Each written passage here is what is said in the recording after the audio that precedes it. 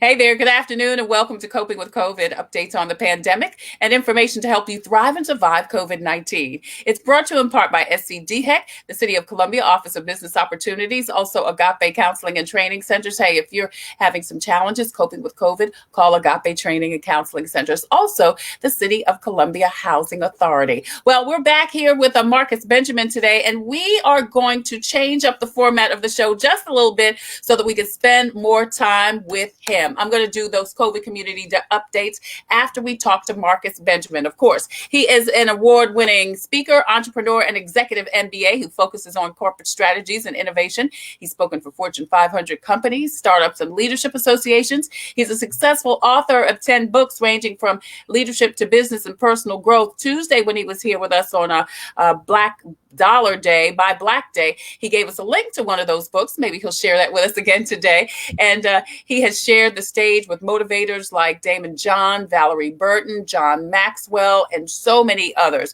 If you missed Tuesday, you've got to watch the replay. And if you were here last time, you heard the incredible information that Marcus shared with us about the Black Dollar. Marcus, first, thank you so much for joining us again. I appreciate you. Hey Trey, hello everybody. Glad to be here.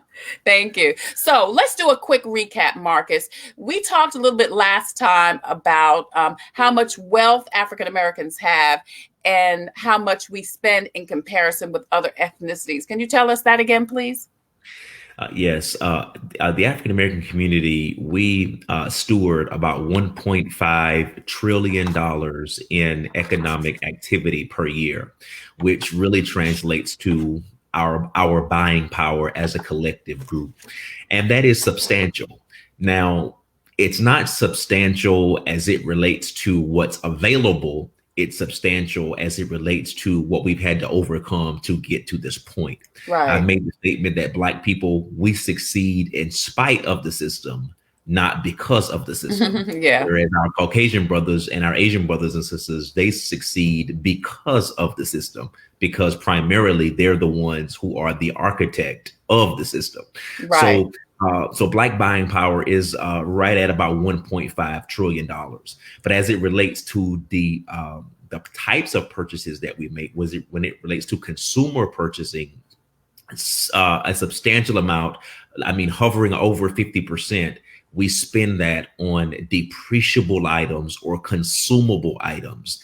And by consumable, we mean items that you use them once, throw them away, buy them again. Use them once, throw them away, buy it again. That's why there's so many commercials advertising for the Black Dollar, using urban language, using urban rhythm, using urban faces, because they understand that Black people, we buy consumable products, shoes, hair, makeup, nails, bags, clothes, shirts, whatever. Everybody else buys those things as well, but we disproportionately buy them on a consistent basis, and people want that money. Even with the stimulus that came out earlier in COVID, Yes. that $1,200 per tax-paying adult and $500 per child. A major part of why that money came out was because it was a stimulus for the economy. Yes. It was a stimulus for the economy, and the states understood, because they've got more access to data than we do, that a preponderance of the African Americans would find a way to spend that money. And we know that many states that had a disproportionate Black population, they were opening up. I mean, Yes. a week after. I mean, once Yes. that decision was That made, money they were drop. opening Yeah. up. Listen, they were trying to open back up because they understood that we're going to get this money back through tax revenue on the purchases that they make. So we have to be wiser at accumulating money and making longer term financial choices as opposed to being prisoners of the moment. Right. And you mentioned that the reason that is because, one, you mentioned that we are emotional. But the other thing you said that was really interesting, Marcus, is that we were raised to believe that stature is based on consumption, that we have made it if we have things. And that, of course, is not true. That's correct. I mean, we all can attest that we were, teenagers or our early 20s, and we saw somebody driving around in a nice car, or we Hmm. saw, so and so. We're like, man, they must have made it, or they've arrived. Man, look at Right. that car. Or I mean, jewelry or that clothes, jewelry, what? Yeah, no, wearing shoes, Gucci, pocketbooks. I mean, exactly. It signaled to us that we had arrived and we can afford to purchase things that we were once excluded from even walking in the store and looking Hmm. at. Right. So on one hand, it's the result of being excluded from mainstream society. On the other hand, it's the result of psychologically, we've convinced ourselves that someone has arrived at a certain status because of what they drive, what they wear, so on and so forth. And so we have to be wiser as to how we make those kind of judgments. And I made the point about all buying is emotional. Let me Hmm. say that again. All buying is emotional, whether it's purchasing life insurance or whether it's purchasing a brand new car or whether it's buying another bag. It's emotional. There's an entire field of study in economics called behavioral finance or Hmm. behavioral economics. They study brain patterns, brain waves, how we respond to color, how we respond to sound, how we respond to rhythm. I mean, they are 10 years ahead of us inside of our heads. I mean, the researchers. So Yeah. that's why it's a challenge now. I mean, think about it. People know they've got their bills to pay, but they still have Amazon boxes showing up at the house. It's like you know that, and then we know what's in the Amazon box, and we get excited as if we're surprising ourselves. We were the ones who went on Amazon and bought it. We know what Yeah. it is. But the point is, it's the psychological triggers Right. that companies are using now because of behavioral finance and because of sophisticated marketing techniques that they're literally, and some of your viewers can literally research this phrase, they are hacking our brain. Hmm. Hacking our brain. If you Google hacking our brain marketing, it'll pull up all of research. And we're not talking about fly by night research. We're talking about professional, well funded, Harvard based, Stanford based, Emory based, Right. major universities. They research these areas and they sell this information to marketers and advertisers so they can build advertising campaigns based upon this Based on, information. yeah. And we Yes, have ma'am. to know that, Marcus, because how many times have we said, being, come back to our computer and the same types of ads come up that we just talk even on social media, the same types of things come up, and you hear people say, oh my God, it must be really Big Brother, stuff like that. So Yeah. it's obvious that there's a tracking system somewhere, as you said, that is hacking our brains, our thoughts, our buying trends, and things of that Right. sort. And And Trey, I'm sorry, my no, apologies. go ahead. No, no, no. No, I was going to say, because see, the goal is to get information that people talk about and then connect the dots. Yeah. Uh, Target got in trouble years ago. I'm talking about probably 8 to 10 years ago. It didn't hit the mainstream news media, but the short story of the long story is a teenage girl received a coupon book in the mail, and it had coupons for baby diapers, for baby clothes, so on and so forth. And the girl's dad got irate. I mean, he's like, and he calls. I mean, literally he got on the phone with Seems Target like I headquarters. heard about that. Yeah, Yeah. Target headquarters calls on the phone. What are you guys doing? You guys are marketing, Baby premarital clothes. sexual Right. activity. You're Right. marketing, teenage pregnancy to my teenage daughter, da da da da da. How, and he goes off. It goes back and forth. Long story short, the reason why Target had sent that information is because the system was smart enough to recognize the young girl's buying patterns, and that teenage girl was pregnant, Mm. and she had not told her dad yet. Wow. Yeah. So, and mind you, that was almost a decade ago. Yeah. Yeah. So Yeah. And it's imagine so what much more sophisticated now. it's so much Yeah. more sophisticated now. That's part of the reason why it's so important that we have to be more conscientious and intentional about budgeting.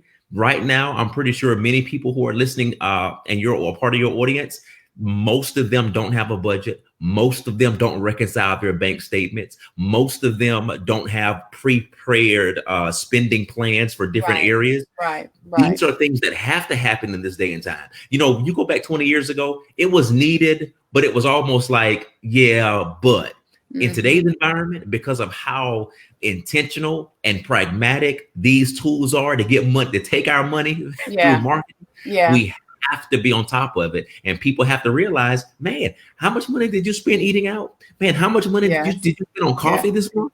Man, how Yeah. much money did you spend on clothes this month? Most people just don't know what the damage is. Right. And you're right. You said that, because the marketers are so much more intentional about trying to take our money, that's the reason we should do it. The other reason is what just happened a couple of months ago, which shut the whole country down, is um, you don't know what's going to happen. People thought they were solid tight in their jobs, that people, lost their jobs, lost their lives, their whole income, their whole livelihood, don't know if they're going to ever have a job again. And as we know, a lot of people, most people are just one or two paychecks away from being destitute, Right. homeless, ain't got no money. I mean, Trey, you're exactly right. I mean, we haven't heard about it in, most platforms lately, And got a but it bunch is of stuff in still the closet, but go ahead. a bunch with tags on it. A With whole tags. heap. But we haven't heard about it a lot recently, but we need to revisit this conversation about having 3 to 6 months of Yeah. primary expenses in a Yes. savings account. Yes. Mortgage, car payment, groceries, having, 3 to 6 months of those primary expenses, maybe even medicine, depending on what someone's condition is, Right. having Right. that money in a savings account, because we don't know what's happening. We don't know we just don't know, number one. And then secondarily, with the way our government flips, flops, and so on and so forth, we can't count on the government. We can't trust the government to do what's in the best interest of the people. Oh, And then no. if they do what's in the best interest of the people, what's the turnaround time on that? I mean, is it 30 days, 60 days, 90 Right. days, et Right. cetera? And We can have you to wait? realize And can you wait for that? we have to. And I'm gonna say this out there. I know a lot of your viewers have heard this phrase, "You only live once," is a lie. Get rid of it. I mean, not only from a faith standpoint, Yeah. but even Yeah. more specifically from a financial standpoint, because so many people have that mentality. Well, you only live once, Yeah. I and might as well, that keeps them spending all their money and having fun and going on vacations and traveling and this and that. And you turn around, you just spent $3,000 on a vacation, but you don't have $1,000 in a savings account. Okay, there's a problem. Yeah. There's a problem. People need to understand that when you're scrolling social media, especially Instagram or something like that, and you're seeing people traveling, you seeing them buying this, whatever. I've always told people, post your checking account balance. Right. You want to post something? You want to show people? I mean, you want to show people you balling?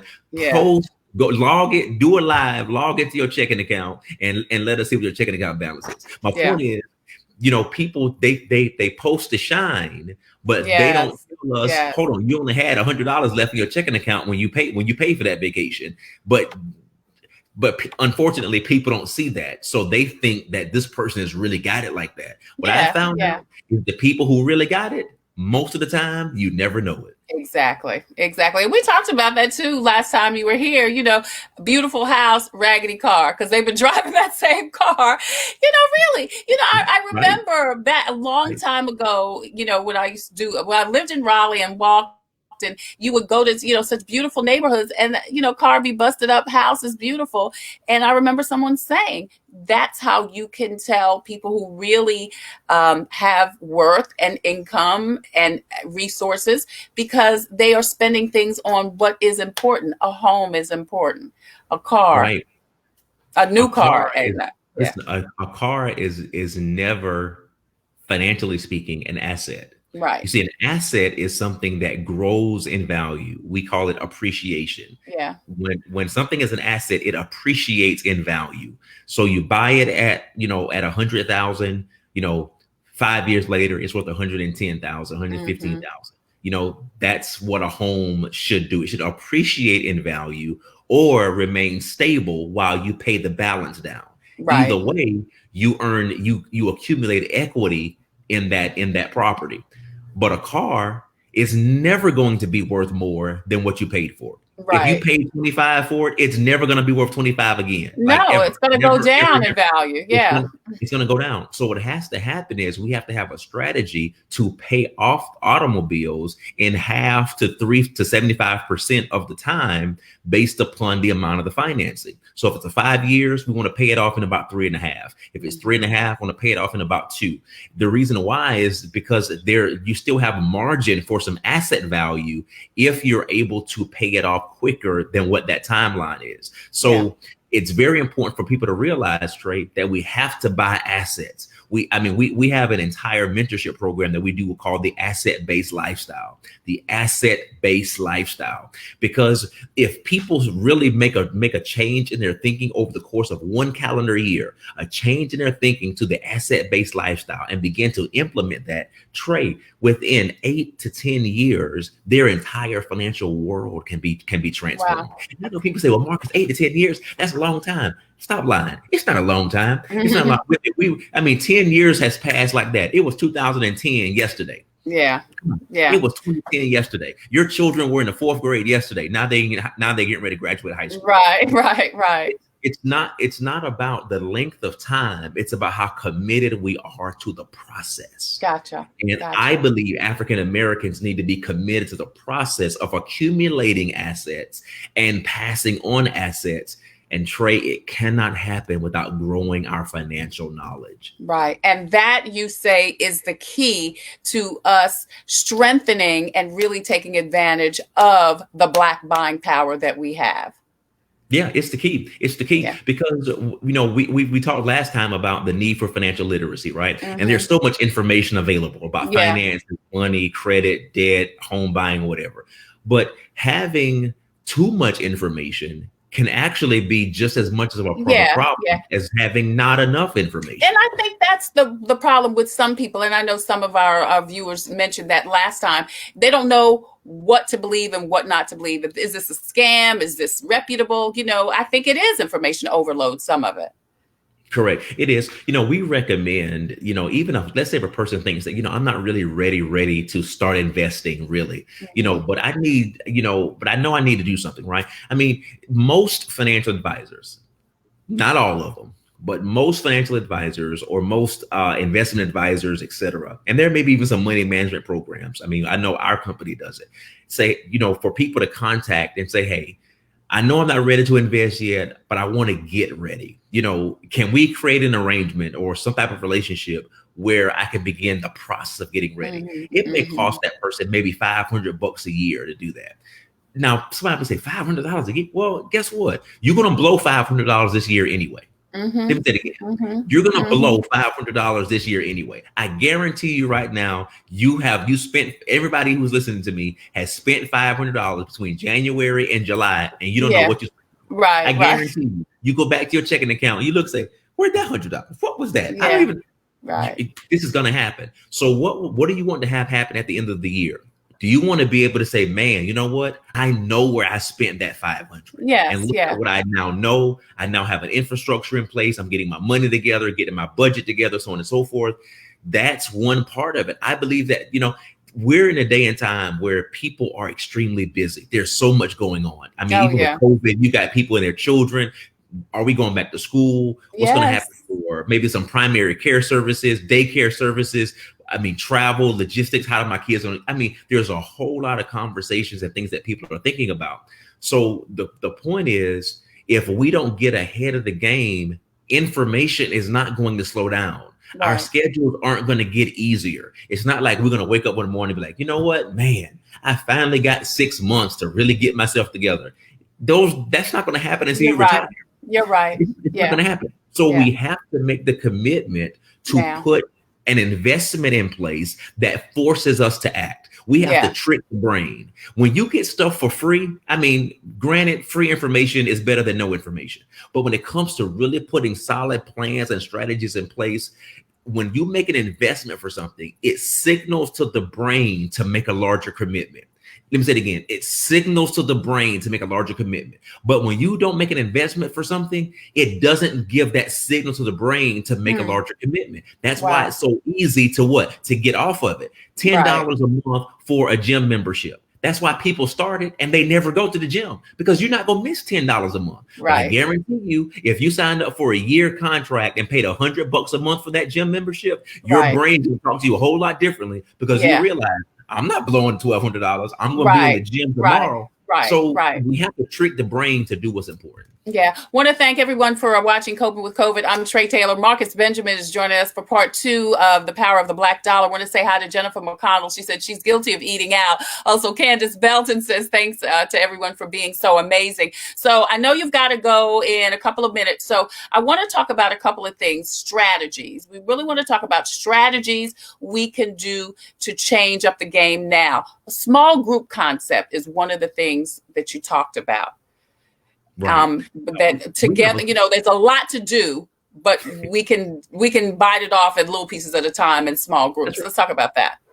That's right. Well, we started an initiative called In the Black, and they can find out information about at marcusdbenjamin.com/in the black. marcusdbenjamin.com/in the black. And basically, it's a virtual platform of learning and engagement based upon the book that we wrote, Living in the Black. And so it's 5 people coming together, and they're making a commitment to learn about money management and wealth building in 5-week increments. So we have the curriculum in place. It's delivered virtually.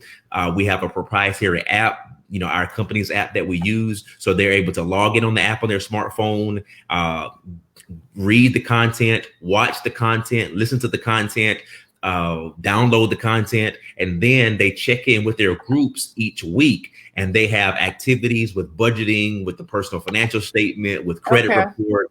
I mean, again, because we grow in a group, we learn in a group, we do the right things in a group, and we do the wrong things in a group. Whatever the habits are that we want to build in our lives. I remember my mentor telling me, he said, Marcus, if you hang around 5 broke people, guess who's going to be the 6th one? Hang around 5 rich people, guess who's going to be the 6th one?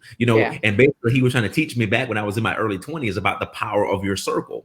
And we challenge people with that as well, that we can't just be frivolous about black dollar, black money. Here's a strategy. Get 4 other people along with yourself, go to the website, sign up, get your virtual content delivered to you. It's delivered to you. You can learn it. We have a weekly check-in with a couple of our staff members. They do a weekly check-in. Trey, we have from all over the country. Right now, we have 9 states represented, hundreds of people from all over the country. And the goal is, well, on these check-ins, I mean, there's people from everywhere. They're checking in and they're talking about what they learned that week, what they're going to put in place for the following week, what they're struggling with. It's a group that's designed to help Black people master their money and build wealth. And when you know that you got a check-in coming up, it gives you a little bit more incentive. The accountability is there. The accountability is there, because you're like, hold on for a second. I got to have this ready by Sunday. And it forces the brain to put a greater commitment into it because there was an investment made. So the Living in the Black small group initiative, they can have up to 10 people, but they can start off with 5. They can start with 5 people, and they can go to the website marcusdbenjamin.com/in the black to get more information. Jennifer McConnell says, have you heard of Susu? And if so, what are your thoughts? Have you heard of it? Yeah, I've got, as a matter of fact, I need to, a good friend of mine, Robert Watkins, posted something, but if you can go to Robert's page, I can actually send it to you, Trey, and you can post if you desire. But it's a statement that Robert Watkins made about I'm thinking, the Susu, which I'm almost certain it's like the blessing circle, concept that, they got all these different names for it now, the flower and all this, but listen, the short version of a little bit longer conversation is this: it's illegal. And by illegal, I don't mean illegal in the criminal prosecution type of illegal. I mean Federal Trade Commission as it relates to how money is exchanged, because people are giving money with the expectation of receiving something greater in return down the road, that is considered an investment, even if the words aren't used. And because it's considered an investment and there is no certificate that's being exchanged, basically saying this is what you're going to receive down the road, then the FTC says we don't regulate that. That's illegal. It's outside of the parameters of financial exchange. You're not, you don't have a stock license, an investment license. People are being promised that, hey, if you bring in a couple of people, you're going to get this money, 2 weeks from now, 3 weeks from now. Again, it's a form of investment. It's not legal. And there's no federal protection around those circles. And people can do them, but rest assured, there's going to be some action taken to shut that down, because again, there's no problem with someone. If I come to Trey, hey Trey, here's $500, I'm gonna be a blessing to you. Pay it forward, right? So Trey decide, I'm gonna pay it forward, so I'm gonna bless somebody with $500. There's nothing wrong with that. But the problem is, I am giving Trey $500 with the expectation that 3 weeks from now I'm gonna get $2,000. That was what makes it not a gift. Therefore, the FTC says that is a pyramid scheme, and that is not legal. Right. Jennifer says, oh, wow. She says she knew something was wrong with that. She was trying to convince others not to participate. But here's the thing. As long as folks are getting their money every 3 weeks or 2 weeks, they're going to participate, Jennifer and Marcus. I know people who have done it, I sent out a couple of messages earlier and say, hey, y'all need to check this out. But here's what I told them. I said, hey, listen, I'm not saying it's, the government's going to come and lock you and put you in jail. That's not what I'm saying. But the point is, and whenever money is exchanging hands in a formal way where there is a promise or expectation of receiving greater in return, that is considered an investment, and it must come under FTC regulations to ensure that people don't get scammed. Right. That's the objective. And you're saying that if and when you do get scammed, because it is not legal, you have no recourse. You have no recourse. Recourse. And guess what? Somebody at the end of that pyramid is not going to get their money. Use an example. If you stopped it today, there are going to be a whole lot of people upset. Right. Because you didn't get your turn. Exactly. So they weren't blessing people. Again, they were putting money into a system with the expectation of getting a greater return down the road. That is considered a form of investing, and it must come under FTC regulations. Wow. I know you got being scammed. Right. Marvell says that she said she was asked to do the $200 pyramid, Susu. So Jeffrey Johnson says, Marcus, are you familiar with infinite banking concept? Loosely, I'm loosely familiar with that. If we're talking about the same thing, I know it's connected to some form of insurance. It's an insurance product that's connected with it. I'm not well versed in it. I know a couple of people who are, but I'm not versed in it enough to have an intelligent conversation. Right. We have just a couple of more minutes with Marcus. He's got to leave early today to go to another meeting. But we had a conversation after the show Tuesday. Marcus and I talked for another 45 minutes, and it was an amazing conversation. And two things we really want to talk about. One, Marvell is on, so I want to answer her question because Marvell, you asked about any particular financial planning companies that he could suggest. Can you say that? And then we'll talk about the thing about the family. Yes. Well, financial planning, I would start off, if you're looking at doing specific investing, there are several great South Carolina-based companies that we can recommend. Ameriprise is a good one. I've worked with them at a corporate level. They're a good one. Edward Jones is another one. Got to find the right person with Edward Jones, though. I know a couple of people within Edward Jones that would be beneficial. Those are the two off the top of my head that I have personal, close relationship with and interaction with. But again, I can make a direct recommendation along those lines if they're in South Carolina, which I assume that's. Yeah, I think Marvell is in South Carolina. Okay, but I know she's in South Carolina. If they're depending on their situation, they can contact us at requests, REQUESTS at thebenjaminagency.com. You can send an email there, and one of the staff people will respond to her with some specific recommendations for her situation. Okay. We have no problem doing that at all. Okay. And that would be not only for investment, but if people want information on getting their credit straight, I'm sure you can give them some information about that, and also budgeting and things of that sort, right? Right. Great. All right. So here's the point that I really wanted to talk about, is that you were saying to me that it is so important for families, the family structure, to really focus on building wealth. Particularly, you said that for singles, we've been taught this lie or we keep hearing about, you can do your own thing and do be independent and you can get it on your own. And while that's true, what? Trey, this is, man, you picked a great way for me to end, right? Listen. Well, I did, because this blew my mind when you said it. I mean, it was such an aha moment. So here's what the research shows. The research shows that a single Black female in America has less than a 70% chance of ever buying a home. If she has one child and she's single, she has less than a 10% chance of ever being able to buy a home. A single Black female in America is disproportionately setting herself up for a life of poverty. You can pull this research from the Brookings Institute. Just Google the Brookings Institute research African American. You can just Google it, and all this information comes up. And one of the things that they cite is one of the most important indicators of future middle class living is the two-parent home. Mm-hmm. The husband and the wife dynamic is one of the core fundamental financial principles in America.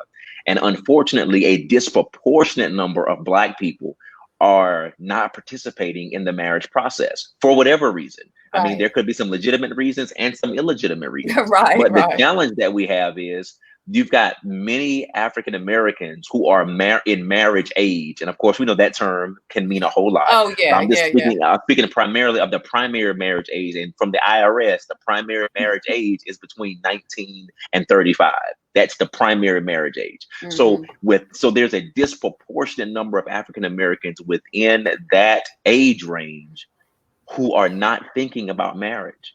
That marriage isn't on the horizon. Marriage isn't a part of the plan. It's like, if it happens, it happens. If it doesn't, it doesn't. Now, again, from a personal romantic standpoint, you do what you want to do. I mean, that's your life.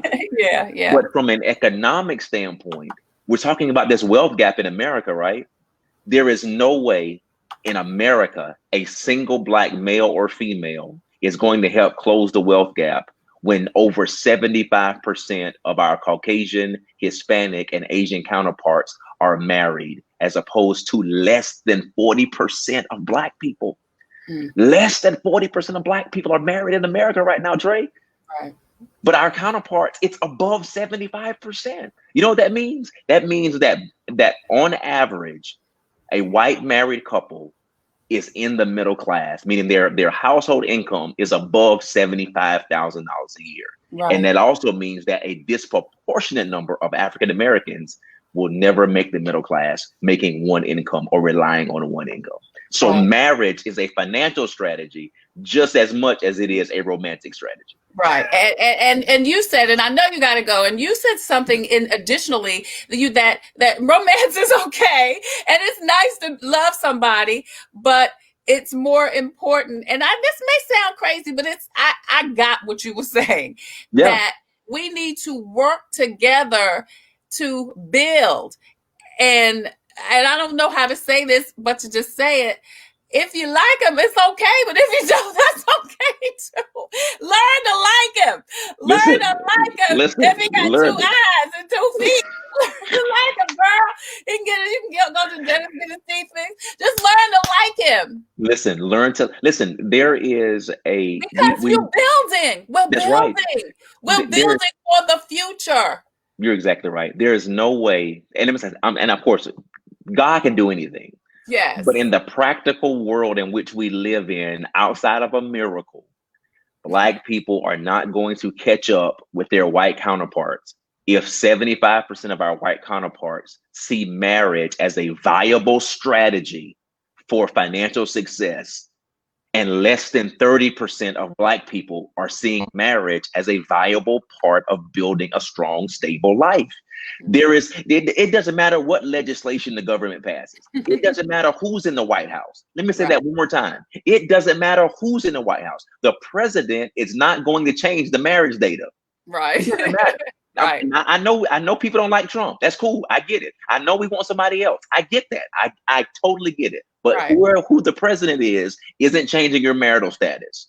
That that a large part of financial success is tied to whether or not we're building as a family unit, to your point, or whether we're building solo. And the standard Black female, standard Black male by themselves is not going to equal in earning or out earn a single white female or a single Black white male. So when you put those two together, And a show white enough not male two and a white together. female, Right. I mean, you're at right now $90,000 per year on average in the country. $90,000 a year. Yes, you know the household income for the average household income for a Black family in the United States is $56,000 a year. Now, when they say household, it's not about how many people are working. It's just Right. household. Right. And a large part as to why that number is small is because our households consist primarily of a single female and a single male. And more than likely, there's a child in both of those homes, and Right. there's no two-parent dynamic. So what do we find? We find that wealth gap gets wider. Yeah. Yeah. And you're even a proponent of families coming together and cohabitating together. Yes. I mean, we talked a lot about, the communal thing with Asians and That's Hispanics. right.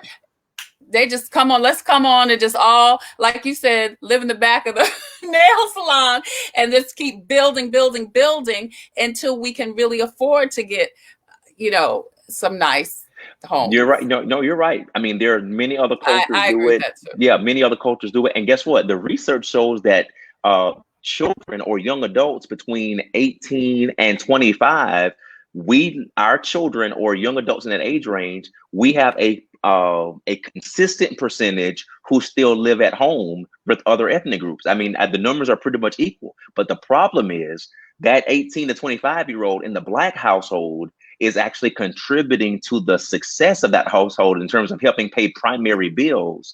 They're not saving money to put a down payment on the house or, buy a car without having to, finance it long term, et cetera, et cetera. So we have to correct that. Yeah.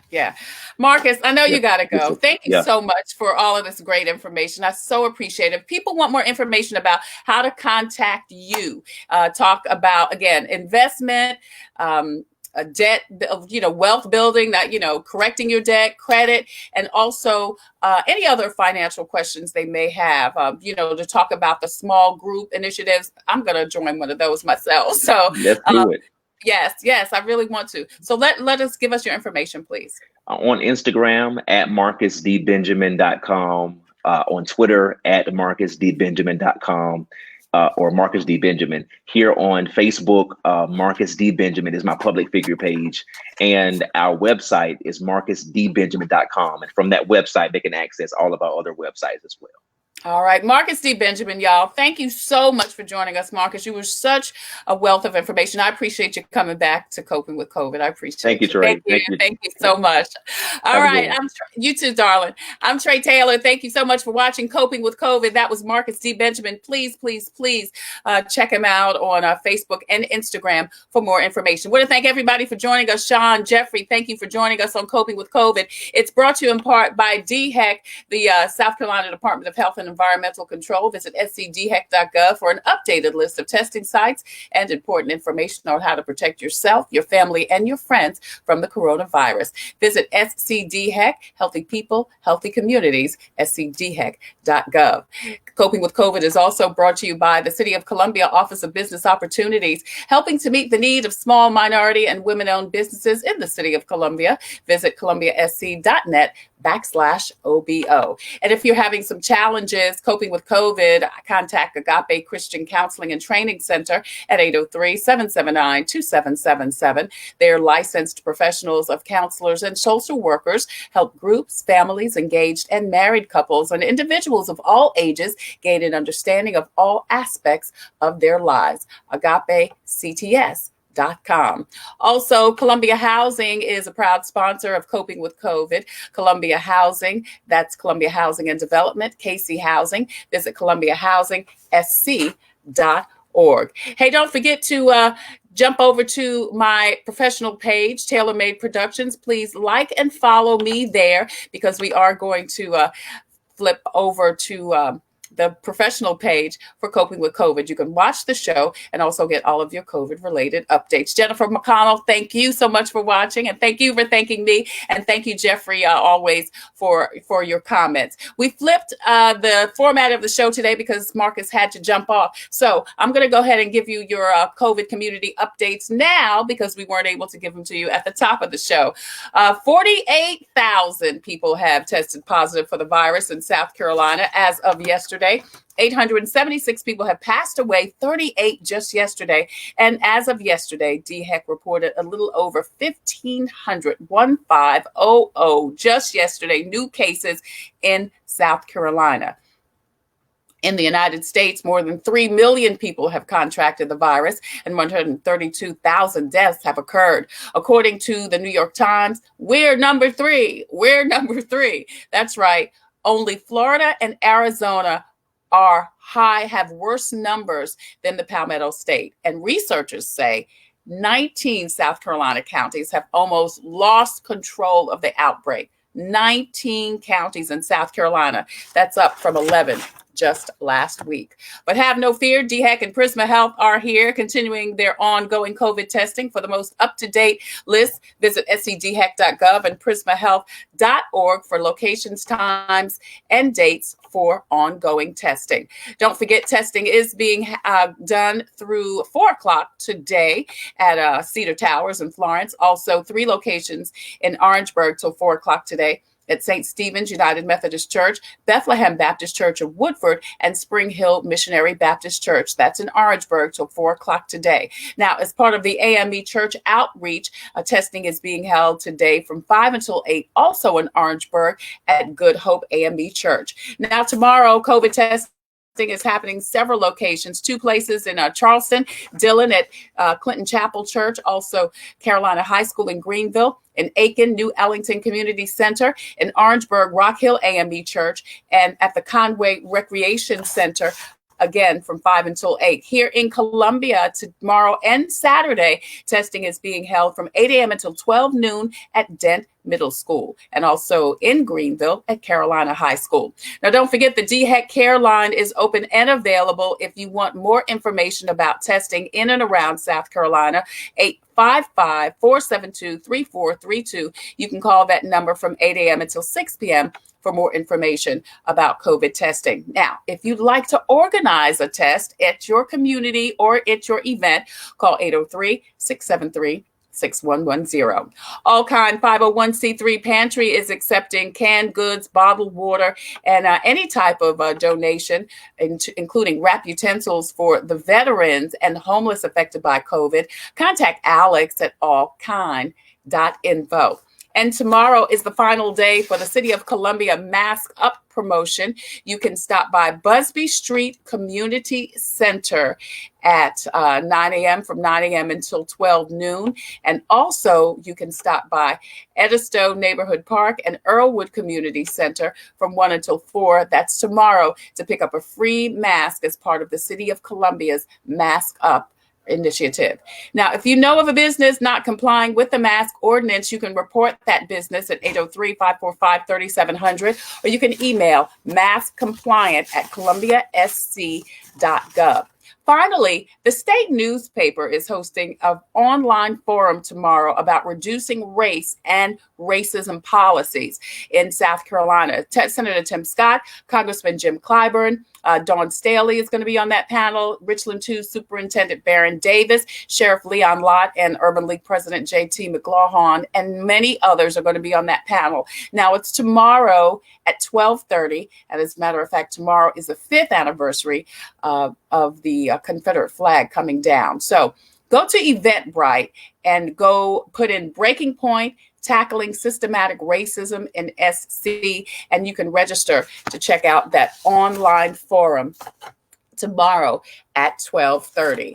I'm Tre Tailor, and that is your COVID community update. And I want to thank Marcus Benjamin once again for joining us on Coping with COVID. Hey, don't forget, tomorrow we are talking to Sheriff Leon Lott. He's going to tell us about the Richland County's policing initiative. They have a new initiative where they are peacekeepers, and we'll talk to him about that. And then on Saturday, we're going to be joined with Dr. Stacey Carey Thompson, Dr. Leisha Ellis Cook, and also Dr. Nicole Edwards. And we're going to talk about how you are mentally coping with COVID. You may have been doing good week 1, week 2. We're almost 6 months in now, and we want to make sure you are up to date with your mental health. That's next week. Oh, that's tomorrow and Saturday on Coping with COVID. As a matter of fact, next week on Monday, we're going to talk with Craig Witherspoon, Richland 1 school superintendent, about how school's going to look next school year. As always, I leave you with a reading from Jesus Calling. This is the Jesus Calling from today, and this is July 9th. Stop worrying long enough to hear my voice. I speak softly to you in the depths of your being. Your mind shuttles back and forth, hither and yon, weaving webs of anxious confusion. As my thoughts rise up within you, they become entangled in those sticky webs of worry. Thus my voice is muffled, and you hear only white noise. Ask my spirit to quiet your mind so that you can think my thoughts. This ability is an awesome benefit of being my child, patterned after my own image. Do not be deafened by the noise of the world or that of your own thinking. Instead, be transformed by the renewing of your mind. Sit quietly in my presence, letting my thoughts reprogram your thinking. That's Jesus Calling for today. You can go to JesusCalling.com to get your own copy of one of my favorite devotionals, Jesus Calling. Until tomorrow, when we talk to our Richland County Sheriff Leon Lott, I wish you peace, abundant blessings, stay safe, and take care. I'm Tre Tailor for Coping with COVID. Thanks for watching.